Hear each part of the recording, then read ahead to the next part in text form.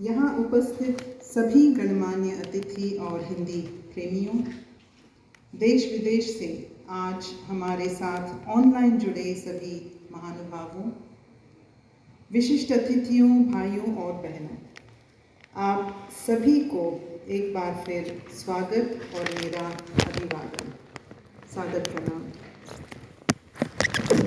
सबसे पहले मैं बधाई देना चाहती हूँ इन विद्यार्थियों को जिन्होंने अभी यहाँ हिंदी में इतने अद्भुत संवाद प्रस्तुत किए हैं।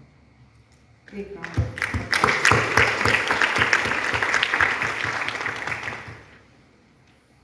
मुझे बहुत खुशी इस बात की हुई कि उन्होंने न केवल हिंदी में बातचीत की, लेकिन जिन मुद्दों पे उन्होंने बातें की, आप देखिए आगे भी क्या हमारे सामने आने वाला है।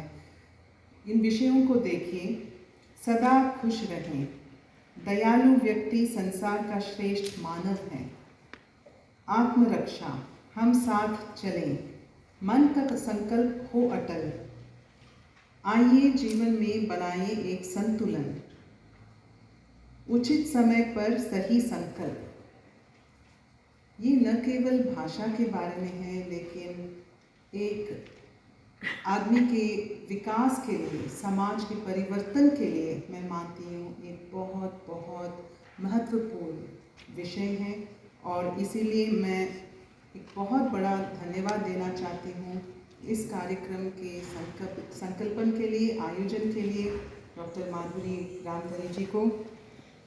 और अभी कुछ ही सप्ताह पहले हमने अंतर्राष्ट्रीय महिला दिवस मनाया। इन बच्चों ने लड़के और लड़की की समानता के बारे में बोला, महिला सशक्तिकरण के बारे में बोला, और ये सुनकर मुझे बहुत अच्छा लगा क्योंकि मैं मॉरिशस में पहली महिला भारतीय उच्चायुक्त थी। और मुझे खासकर अभी जो इन्होंने प्रस्तुत किया कि लड़की जहाज उड़ाना चाहती है, लड़का खाना बनाना चाहता है। सच में मेरे खुद के 3 बड़े भाई हैं, मैं इकलौती लड़की हूँ मेरे परिवार में, और मेरे माता पिता ने अगर मुझे ऐसा रोका था जिस तरह से दादी जी रोक रही थी, तो मैं यहाँ आपके सामने खड़ी नहीं होती। मैं इस बात के लिए एक बहुत बड़ा अभिनंदन कहना चाहती हूँ विश्व हिंदी सचिवालय को कि वो न केवल हिंदी के प्रसार प्रचार कर रहे हैं, लेकिन एक तरह से सामाजिक परिवर्तन का एक माध्यम भी बन रहे हैं। और भी ज़्यादा खुशी मुझे इस बात पे हो रही है कि इन बच्चों ने इतनी अच्छी हिंदी में बातचीत की। सुनकर मुझे विश्वास हो गया कि हिंदी मॉरिशस में न केवल आज जीवित है, बल्कि इस युवा पीढ़ी के द्वारा भविष्य में भी अवश्य जीवित रहेगी। मुझे इस बात पे पूरा विश्वास इसलिए है क्योंकि संवाद वे कसौटी है जिस पर हम भाषा की प्रगति का आकलन बड़ी आसानी से कर सकते हैं। ऐसे सुंदर और उल्लेखनीय कार्यक्रम जिसका नाम ही सुंदर है, संवाद उत्सव की संकल्पना और आयोजन के लिए मैं तहे दिल से एक बार फिर धन्यवाद देना चाहती हूँ डॉक्टर माधुरी रामधरी जी को, विश्व हिंदी सचिवालय की टीम को, मॉरिशस के शिक्षा मंत्रालय को, आज के कार्यक्रम में भाग लेने वाले सभी बैठकाओं के अध्यापकों को, विद्यार्थियों को और उनके माता पिताओं को जो बच्चों को हिंदी पढ़ाने की ओर प्रोत्साहन दे रहे हैं। मुझे खास खुशी इस बात की है कि ये सभी भागीदार मॉरिशस की बैठकों से हैं। बैठका के बारे में मैं पहली बार मॉरिशस आने के बाद ही सुना था, बल्कि यह शब्द मैंने कभी अपनी ज़िंदगी में नहीं सुनी थी। और यहाँ आकर मुझे पता चला कि विश्व में मॉरिशस ही एकमात्र ऐसा देश है जहाँ बैठका चलाई जाती है।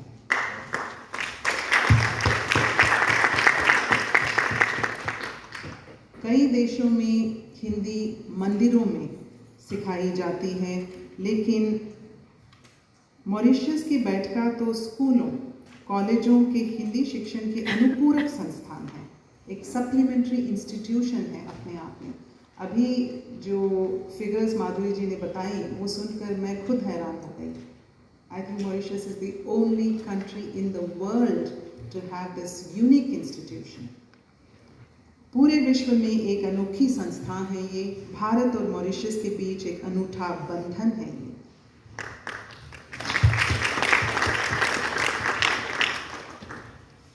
क्योंकि यह संस्थान सिर्फ इस देश में है, मैं मानती हूँ ये दर्शाता है कि भारत और मॉरिशस के बीच में जो खास रिश्ता है, जो शायद किसी और दो देशों के बीच में नहीं है, बैठका मैं मानती हूँ इसका प्रतीक है। और भी दिलचस्प बात यह है कि बैठकाओं की शुरुआत हिंदी शिक्षण के लिए नहीं हुई थी। हिंदी तो सिर्फ एक माध्यम था भारत से आए गिरमिटिया मजदूरों के लिए अपने बिछड़े भारतवर्ष से जुड़ने का। जैसा कि आप सब जानते हैं, भारत से आए मजदूर दिन भर के संघर्ष के बाद शाम में एक पेड़ के नीचे इकट्ठा हो जाते थे। वहाँ वे अपना दुख सुख बांटते, रामायण, हनुमान चालीसा, गीता और कुरान पढ़ते, ताकि वे दूर पराए देश में आकर भी अपने देश, अपने संस्कार, अपने गीत, अपने नृत्य के जरिए अपने अतीत और अपने अस्तित्व से जुड़े रहें। क्योंकि सब लोग वहाँ आकर बैठते थे तो इसे बैठका का नाम दिया गया। इस तरह गिरमिटिया मजदूरों के लिए हिंदी ग्रंथों को पढ़ने का, आपस में बातचीत करने का, अपने इतिहास से, अपनी संस्कृति से, अपनी जड़ों से जुड़े रहने का एक अमूल्य माध्यम बन गई।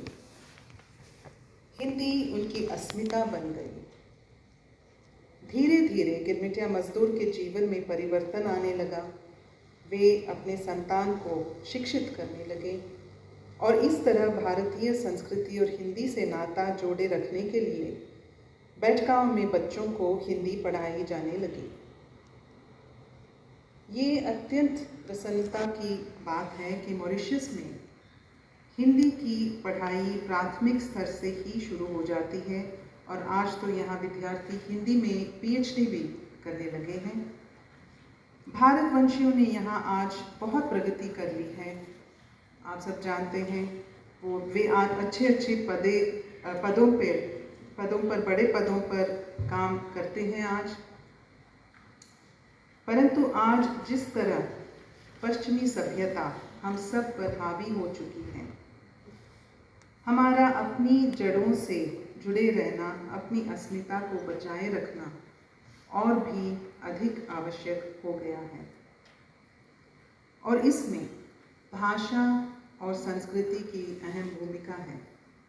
इसलिए बैठकाओं का भी महत्व बढ़ जाता है, क्योंकि बैठकाओं का भी इसमें एक अहम भूमिका है। इस संबंध में मुझे गांधी जी की कुछ पंक्तियाँ याद आती हैं।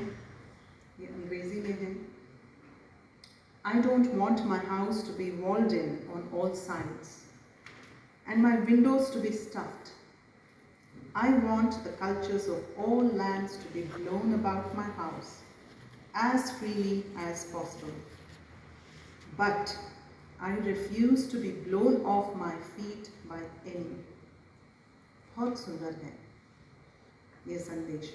यानी ये तो अच्छी बात है कि हम अन्य सभ्यताओं की ओर एक व्यापक दृष्टिकोण रखें, उनसे कुछ अच्छा सीखें, कुछ नया अपनाएं, लेकिन ऐसा करते करते ये ज़रूर ध्यान रखें कि हम ये न भूलें कि हम कौन हैं, हमारी संस्कृति क्या है, हमारी विरासत क्या है, हमारी पहचान क्या है। As they say, a tree can grow wide and its branches can go distant places only if its roots are solid and deep. बैठकाओं के ज़रिए मैं चाहती हूँ कि ये जो संस्कृति का नींव है, जो रूट्स हैं, हम इस देश के बच्चों को सिखाएं, ताकि जहाँ भी वो जाएं, क्योंकि we live in a globalized world today. Our children are not going to stay in one place. They will travel. Let them travel, let them learn, let their minds and hearts be open, but let them not forget who they are, what their identity is, what they believe in, what their values are, what their culture is. और इसमें बैठगांव का एक बहुत महत्वपूर्ण भूमिका है। दुख की बात यह है कि आज बैठगांव की स्थिति उतनी अच्छी नहीं है जितनी पहले हुआ करती थी। ये हम सब लोग जानते हैं। इस संबंध में शिक्षा मंत्री जी से भी मेरी चर्चा हुई है और चर्चा में हमने इस बात पे विचार किया कि हम कैसे बैठगांव को मिलकर सुदृढ़ बनाएं, पुनर्जीवित करें एक तरह से, कैसे उनको आकर्षक बनाएं बच्चों के लिए। शायद न केवल हिंदी सिखाएं, इसमें अपने संगीत, अपने नृत्य, चित्रकारी, जो भी चीज़ जो बच्चों को आकर्षित करते हैं उनको भी कैसे इसमें शामिल किया जाए। So we need to think practically and in a realistic way about how we want to revive the Baitkas. It cannot be the same that they were when they started. Times have changed, technology has changed, the aspirations of our children have changed. How do we update our Baitkas? Maybe we should create 1 or 2 demonstration Baitkas, pilot Baitkas, with a good screen, audio-visual system, state-of-the-art computers, where we also teach other things that children are interested in, along with Hindi, ताकि बैठका फिर से वो बने जिससे प्रारंभ हुआ था। न केवल भाषा का माध्यम, लेकिन संस्कृति का माध्यम, अपने अस्तित्व का माध्यम, अपना परिचय का माध्यम। इसके बारे में मैंने आदरणीय शिक्षा मंत्री जी श्रीमती लीला देवी दुकुन जी से बात की है और उन्होंने अपनी तरफ से पूरी अपना समर्थन दिया है।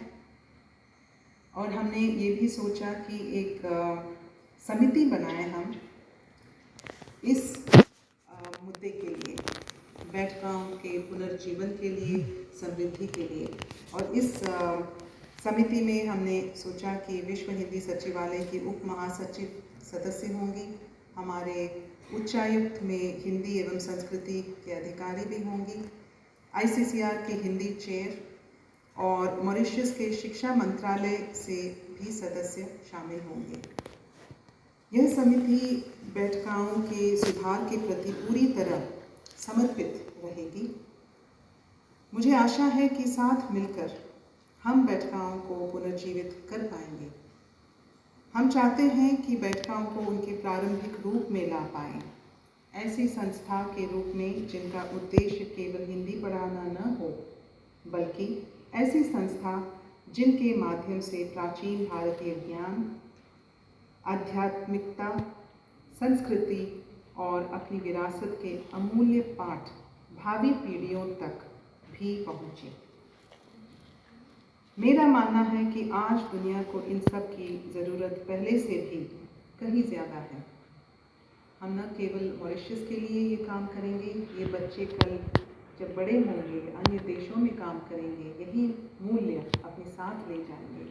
मेरा मानना है कि इससे न केवल भारत और मॉरिशस की उद्धार होगी, बल्कि पूरी विश्व की उद्धार लाएगी। आप सब ने यहाँ पर बैठकाओं के शिक्षकों को और विद्यार्थियों का उत्साह बढ़ाया है, इसके लिए आप सबका बहुत बहुत धन्यवाद। और एक बार फिर मैं सबको अपना धन्यवाद देती हूँ कि आप इस दोपहर को अपने अन्य कार्यों के बावजूद यहाँ आए हैं, हमारे साथ बैठ के बच्चों को सुनेंगे, उनको प्रोत्साहन देंगे। बहुत बहुत धन्यवाद और नमस्कार।